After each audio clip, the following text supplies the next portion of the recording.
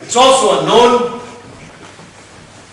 that we are, to pick up Amjad's point, we are the ghost of Labour's past. He said he was from a tribally Labour background. I know what he meant by that, coming from that tribe myself.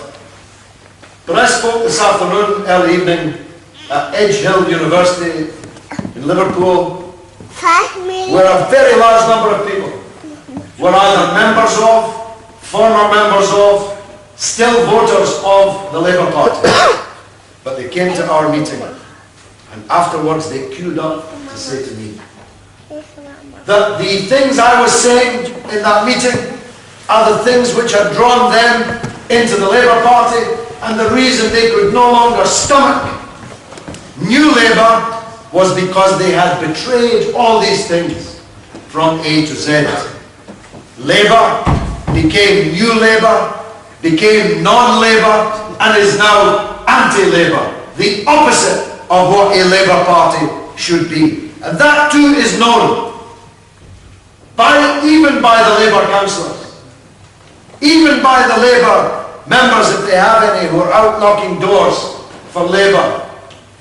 Even as they spread the lies against Michael, they know in their hearts that they're engaged in an ignoble cause, trying to defeat someone who actually stands for everything they used to believe in, but have now abandoned or betrayed. And there are known unknowns. One of them is Mark Hendrick. Well, he's known, but at the same time he's unknown. What has he ever done? I've been in Parliament for 20 years, and if he had slipped into this meeting and was sitting in the crowd here, I wouldn't know who he is. That might be strange to you. You must know who he is. But I don't. I don't know what he looks like. I don't know what he sounds like, because he does nothing, says nothing. He's a waste of space in the British House.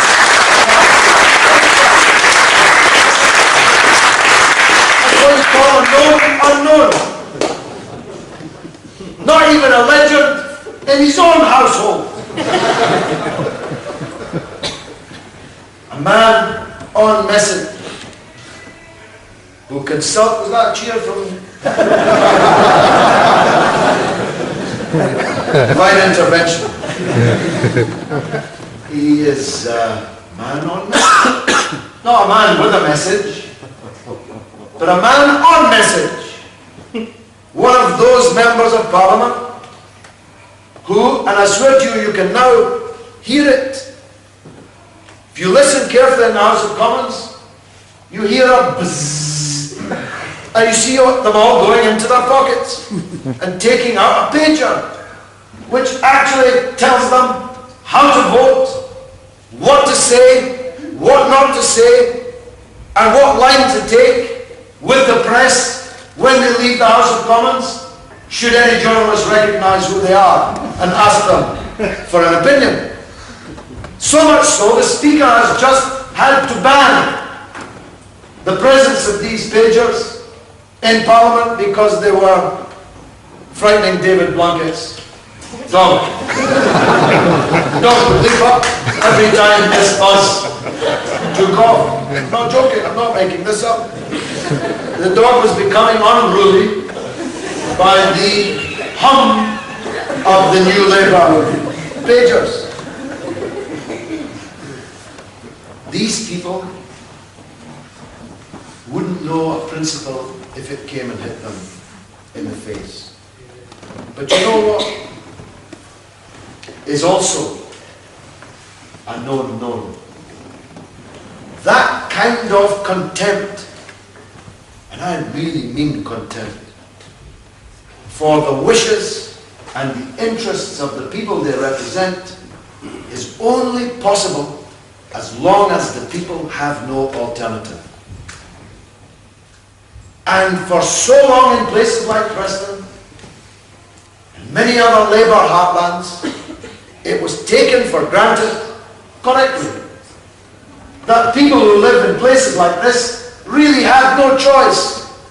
It was Labour or the Tories. And in such a polarity, what else could people do?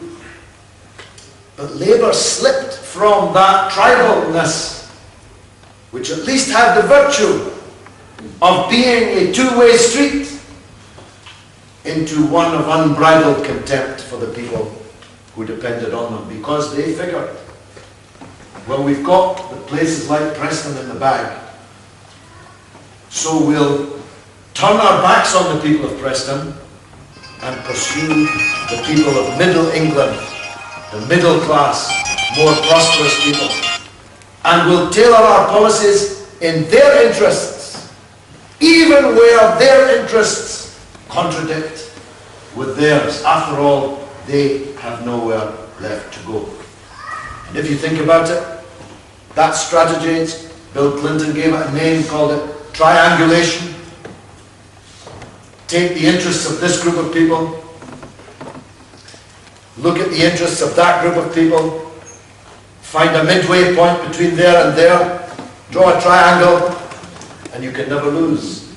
But every time you move that way to catch the wisp of Middle England, you're leaving the people who depended on you and who loyally supported you further and further behind. And so respect and its importance is that we, by our very existence, have said to New Labour, you can no longer take these people for granted. You will have to pay attention to their needs and their interests. And it started small. 4 years ago, when I was in this city, when I was still in the Labour Party, a new Labour student from Lancaster University, she may be here tonight, although the market's fallen out of the bottom's fallen out of the market for tape recordings of my speeches in Preston. She secretly taped me congratulating Michael Lavalette on his election as a councillor, and it came up as a charge, can you believe it, in my expulsion from the Labour Party. When we were founded, we had one councillor, Michael Lavalette. Now we have 20 councillors. And we elected in my victory the first left of Labour Member of Parliament in England for 60 years. And we came second. And we came second in 3 other constituencies, third in another, fourth in 4 others. In the European elections, when we were just 20 weeks old, we got 250,000 votes in England, before hardly anyone knew that we existed. That's why New Labour's devoting the resources to trying to defeat Michael Lavalette. That's why they're scraping the barrel with their lives against him. Because our very existence stops them in their helter-skelter betrayal of everything that Labour used to stand for. Because as long as we exist and people can vote for us, it must act as a restraint on them in their headlong pursuit of the interests of others.